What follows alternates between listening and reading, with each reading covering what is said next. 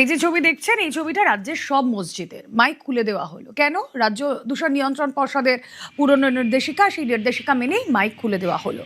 Mic খুলে নিল বিভিন্ন মসজিদ কর্তৃপক্ষ। যে ছবি আপনাদেরকে দেখাচ্ছে, বিভিন্ন মসজিদে একই ছবি, মাইক খুলে নেওয়া হলো।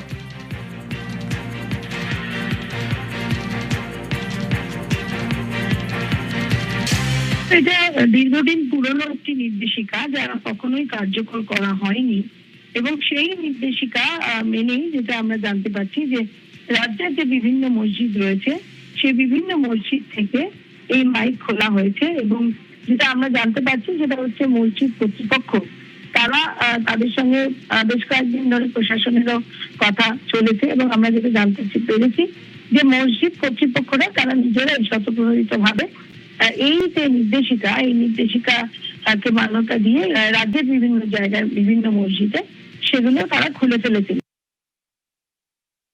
এর আগে অনেক জায়গায় খোলা হয়ে গেছে, মসজিদ নয় মন্দির বা এই ধরনের যেখানে সার্বজনিক স্থানে মাইক বাজে, সাধারণ লোকের অসুবিধা হয়, সব জায়গাতে নামিয়ে নেওয়া উচিত। কোথাও এদের অধিকার দেওয়া হয়নি মাইক লাগাবার।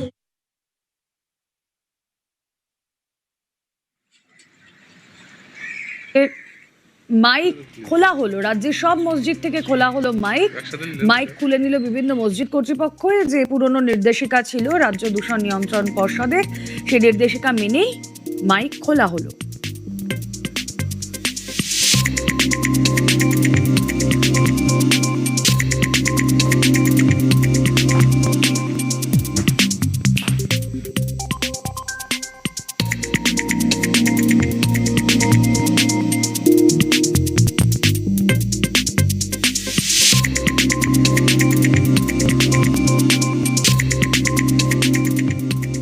একটা নিয়ম একটা আইন তো থাকবে, বিভিন্ন নিয়ম বিভিন্ন আইন তো থাকবে না। সেই নিয়ম